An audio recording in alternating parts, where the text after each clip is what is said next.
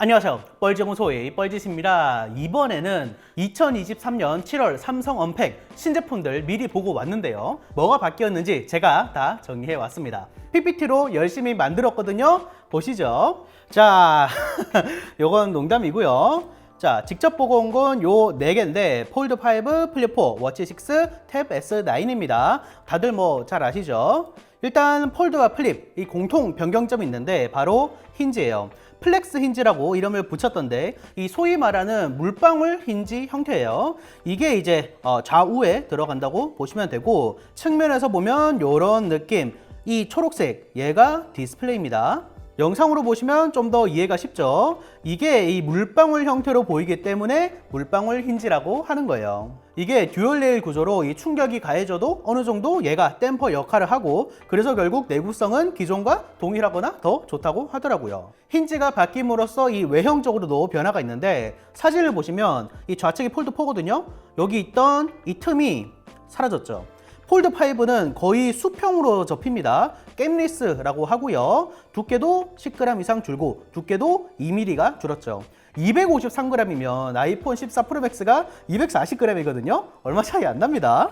이건 플립 시리즈도 마찬가지인데 보시면 확실히 차이가 나죠. 시각적으로도 더 만족스럽고 두께도 확실히 줄어들었더라고요. 그래서 스펙을 보면 얘는 폴드인데 원래 틈이 이제 비스듬하게 있었잖아요. 그래서 이 두께가 범위 형태였는데 이제는 하나죠. 거기다가 최소 길이 비교해도 엄청나게 얇아졌어요. 그러면서도 무게가 줄었으니까 괜찮죠? 플립을 보면 얘도 마찬가지로 힌지가 줄어들었고요. 아시다시피 플립 5 전면에 더 큰 디스플레이가 들어갔기 때문에 무게가 동일하다는 것은 개선이 있다는 겁니다. 플립 5 힌지 사진으로 보여드리면 이런 느낌. 이 힌지 자체의 두께도 조금 줄어든 것 같아요. 아닌가? 이 두께의 문제가 아니라 플립 5 쪽이 이 힌지가 화면 쪽으로 더 붙어 있네요.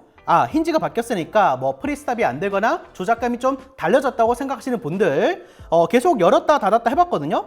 근데 체감상 거의 동일합니다. 프리스탑도 잘 되는 편이고요. 그리고 제일 궁금하신 거 바로 주름일 텐데, 좌측이 폴드 5, 우측이 4입니다. 보시면 확실히 차이가 있긴 하죠. 주름 패턴은 별 차이가 없고 깊이가 차이가 있더라고요. 폴드 5가 확실히 얕죠. 얘는 좀 사용한 거라서 1대1로 비교는 어려운데 사실은 거의 옆에 두는 거 아니면 크게 차이를 느끼지 못하는 수준이긴 합니다. 플립 시리즈도 보면 플립 5, 플립 4거든요.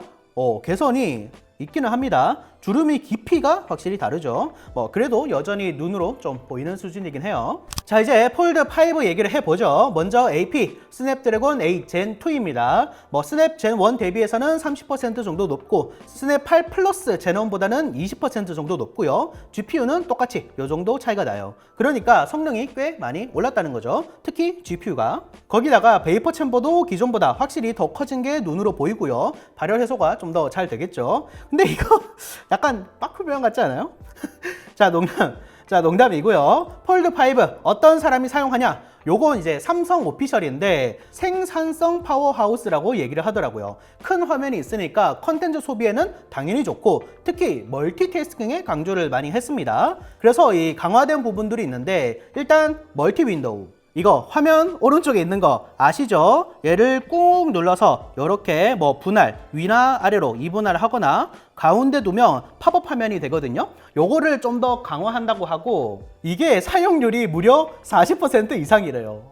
그 정도로 많다고? 그리고 태스크바, 여기서부터 여기까지가 홈 화면 앱이고, 이제 여기는 최근 사용 앱인데 이게 2개에서 4개로 늘어났습니다. 이건 폴드 4인데 이렇게 누르면 밑에 2개가 뜨죠. 그래서 왔다가 갔다가 굉장히 쉽죠. 이 태스크바가 개인적으로 핵심 기능이 아닐까 싶은데 4개면 당연히 더 좋겠죠. 드래그 앤 드롭도 추가가 됐는데 iOS 쓰시는 분들은 잘 아실 겁니다. 얘는 폴드 4라서 안 돼요. 근데 대충 말씀드리면 갤러리 같은 데서 두 손가락으로 이미지를 꾹 누르고 아래로 드래그를 하면 메모나 메시지 같은 데 딱 뜨고 거기서 바로 사진을 첨부할 수 있는 그런 기능이거든요. 이런 게 추가가 됐습니다. 그리고 S펜도 완전히 바뀌었거든요. 원래는 이렇게 굉장히 두꺼운 이런 모양이었잖아요.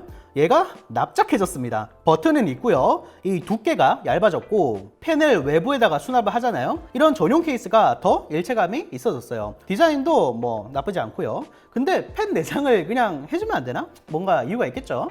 카메라는 플래그십 카메라라고 얘기를 하고요. S23 기본 아닌 플러스와 동일하다고 보시면 될 것 같아요. 요건 작은 변화인데 카메라 배치도 바뀌었어요. 왼쪽이 폴드 5인데 플래시가 밖으로 빠져나왔죠. 카메라 선 면적 자체가 조금 줄어들었습니다. 그럼 디스플레이 볼까요? 일단 SDR, HDR 모두 최대 밝기가 상승했다고 하고요. 근데 제가 또 누굽니까? 휘독에 몰래 챙겨가서 요거 밝기 다 직접 재봤어요. 그랬더니 요런 결과가 나왔습니다. 기존이랑 큰 차이가 없죠. 그럼 뭐냐? 뭐 삼성이 구라치는 거냐? 아니고요. 일단 아몰레드다 보니까 최대 밝기에서는 이 몇 퍼센트의 화이트가 있냐에 따라서 이 화면 밝기가 달라져요. 저는 100% 화이트일 때의 밝기를 측정을 한 거고요. 그리고 야외에서 태양이 내리쬐을 때 그 밝기가 추가로 더 올라가거든요. 그런 게 이 HBM이기 때문에 야외 실사용에서는 기존보다 좀 더 밝긴 할 거예요.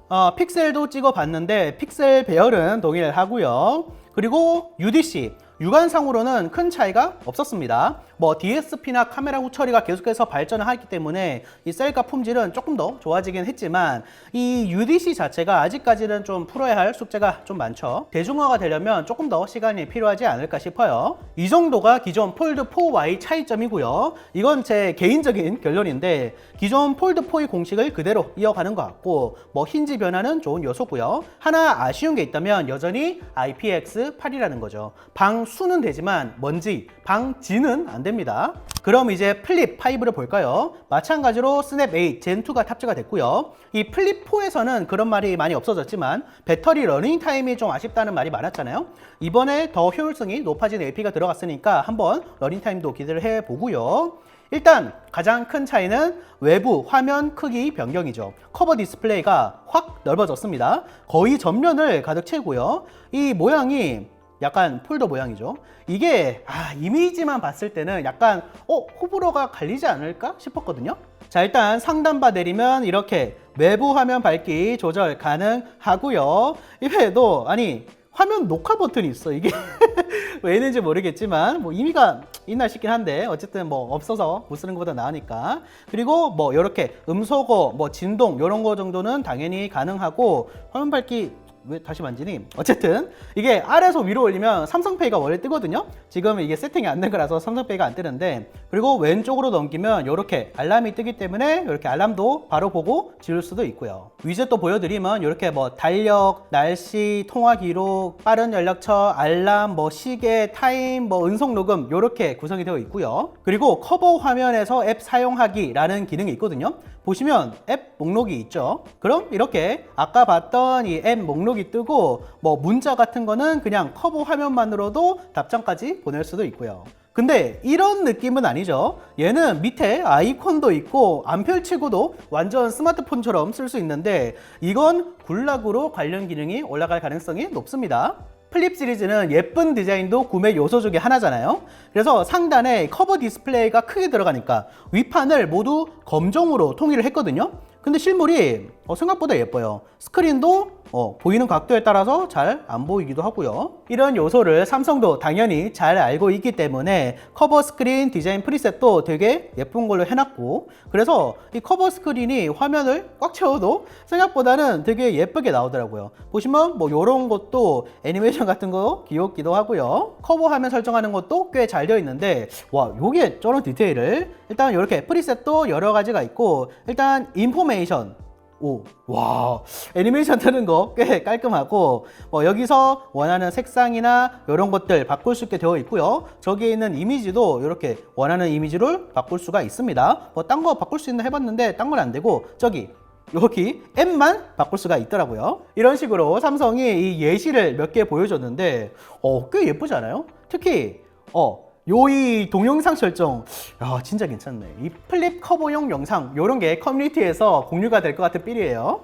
다음은 카메라인데 삼성 오피셜 플립 이용자는 셀카 이용률이 더 높대요. 아마 뭐 셀카 찍기 편해서 그런 것도 있을 것 같고, 여성 유저가 상대적으로 많으니까 그럴 것도 같긴 한데, 카메라 자체는 뭐 전작이랑 거의 동일합니다. 전작도 이 커버 화면으로 사진을 찍을 수는 있었지만 되게 작아서 사실상 어려웠는데, 이제 후면 카메라로 셀카 찍을 수 있다는 거고요. 이렇게 인물 사진도 되고 심지어 동영상도 외부 화면으로 그냥 촬영을 할 수가 있어요. 그래서 좀 더 다양하게 찍을 수 있고요. 보시면 이게 기본이 1대1 1대1 비율이 아니더라고요. 어쨌든 뭐 다른 비율도 이렇게 설정해서 바로바로 찍을 수가 있고, 내가 찍은 사진도 이렇게 밑으로 바로 들어가서 뭐 좋아요 아니면 삭제도 외부 화면에서 바로바로 할 수 있게 되어 있고요. 실내 SDR 100% 화이트에서의 밝기와 이 픽셀 패턴은 전작과 동일했고요. 디자인적인 요소가 중요한 플립 시리즈에서 이 정도면 그 인터넷에서 사진만 보고 판단을 하셨다면 실물이 보면 느낌이 좀 다를 겁니다. 이 기존 플립의 느낌을 그대로 다 가지고 있어요. 그래서 개인적인 결론은 디스플레이는 항상 거거 익선이다. 지금 큰 화면 보시다가 이거 보면 왜 이렇게 작아 이러실걸요? 개인적으로는 폴드와 동일하게 여전히 IPX8이라는 게 조금 아쉽네요. 이게 제가 듣기로 방진이 어느 정도 되긴 하는데 그 삼성의 스탠더드를 못 넘고 있나 봐요. 자, 다음은 갤럭시 워치 6입니다. 제목이 베젤링이 귀환이죠. 총 4개의 라인업이 있는데 클래식이 베젤링이 있는 버전이고요. 얘네들은 없다는 거고, 워치5에서는 그 베젤링이 있는 모델이 아예 없었죠. 그리고 크기가 47mm로 커진 것도 마음에 드네요. 둘 다 기존보다 20% 디스플레이가 커지면서 2배 밝아졌고요. 워치6는 30%, 클래식은 15% 베젤이 얇아졌습니다. 이게 뭐 그냥 그렇지 뭐 했었거든요. 베젤 크기 차이 보세요. 이게 40mm짜리라서 조금 더 극대화해서 보여지긴 하는데 요거는 차이가 좀 놀랍습니다. 요거는 확실히 체감이 될 것 같아요. 클래식 시리즈도 기존 대비 확실히 이 베젤링이 너비가 줄어들었죠. 이 실버 색상이 진짜 예쁘더라고요. 베젤링도 적당하게 얇아져서 돌리기도 쉽고요. 뭐 측면에서 봐도 요런 느낌, 퀄리티가 괜찮죠. 베젤링이 있는 모델이 좋은 게 보시면 물리 베젤링이 화면 자체의 베젤을 어느 정도 덮고 있어가지고 디스플레이 자체의 베젤이 거의 안 보입니다. 거기다가 메뉴 넘기는 것도 뭔가 좀 더 부드러워진 것 같기도 하고, 그쵸? 근데 저는 사실 요게 더 궁금했어요. 제가 워치5 프로를 쓰고 있는데, 아니 5에 프로를 출시해놓고 6엔 왜 없지? 하고 물어보니까 2년에 한 번씩 나온다고 하더라고요. 그러고 보니 클래식도 이 2020년이랑 21년 빼면 2년 간격으로 출시가 됐거든요. 그럼 2024년에는 워치 7 프로가 나오고 그 다음에는 워치 8 클래식이 나오고 뭐 요렇다는 것 같은데, 그건 뭐 대봐야 알 것 같고요. 그리고 중요한 AP 성능은 18% 향상이 되었다고 하고요. 얘가 성능이 아쉬울 때가 많아요. 이렇게 메뉴 넘기는 것도 가끔 버벅일 때가 있거든요. 최적화도 꾸준히 하고 있긴 한데 사실 그 암에서 리틀 코어를 지금 뭐 손 놓고 있다시피 하기 때문에 코어 자체가 발전이 없는 상태예요.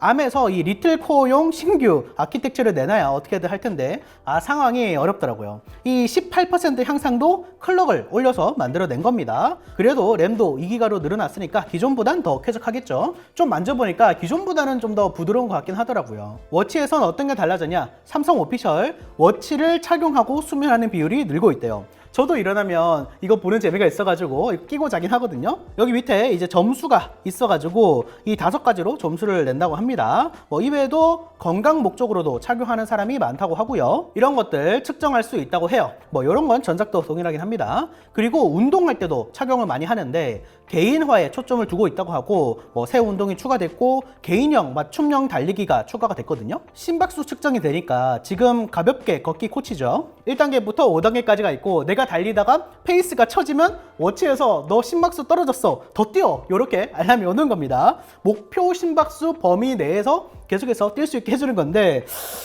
빡센데. 그리고 스트랩들 편의성도 올라갔고요. 콜라보 제품도 더 늘어났고요. 아니 파이브가이즈는 햄버거집 아니야? 이런 것들? 참고로 이 줄들은 기존 워치랑 다 호환이 된다고 합니다. 자, 결론, 저는 클래식 실버가 진짜 예쁜 것 같아요. 블랙 잠깐 보여드릴까요? 어때요? 건빨 깔끔하긴 한데 실버가 좀 더 예쁘긴 하죠. 근데 삼성페이가 워치에 들어온다는 얘기가 있던데 그건 아니더라고요. MSD 모듈이 워치에 달린 적이 없었던 것도 아니거든요. 안 되면 이미 NFC 모듈은 있으니까 그냥 NFC 결제 올리로라도 해주면 좋을 텐데, 물어보니까 결제 관련은 아무래도 이 복잡한 사정이 엮여 있다고 합니다. 다음은 갤럭시 탭 S9 시리즈인데요. 일단 전작이랑 거의 비슷해요. 화면 크기도 똑같고요. 근데 그냥 탭 S9 가장 기본형 모델에 이제 아몰레드가 들어갑니다. 기본형에는 원래 LCD였거든요. 호불호가 좀 갈릴 것 같긴 한데 일단 화면 품질 자체는 아몰레드가 더 낫긴 하니까요. 그래서 기본형만 배터리가 조금 더 늘어났고요. AP는 앞과 동일하게 스냅 8 젠2가 탑재됐고요. 원래 없었냐고요? 네, 없었습니다.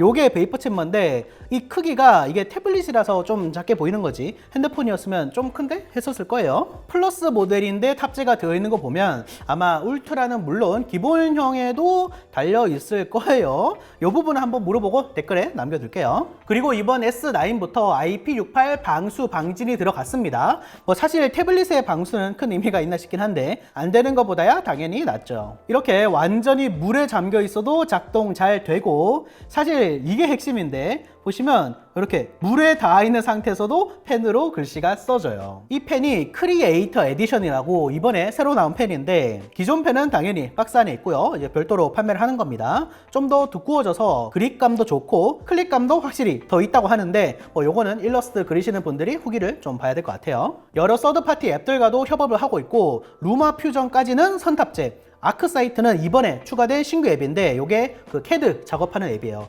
전문가용 시장도 확실히 좀 노리고 있죠. 그래서 탭 시리즈 결론은 시각적으로 봤을 때 사실 S8이랑 변한 게 거의 없어요. 방수는 뭐 있어서 나쁠 건 없죠. 기본형에도 이젠 아몰레드라는 게 알아둬야 될 포인트겠네요. 자, 지금까지 신제품들 주요 포인트 살펴봤는데 아무래도 이 시간상 짧게만 살펴봤기 때문에 더 자세한 사용일은 구매해서 조만간 올려보도록 하겠습니다. 궁금한 점 있으면 댓글 남겨주시고요. 영상 시청 감사하고 그럼 다시 봅시다.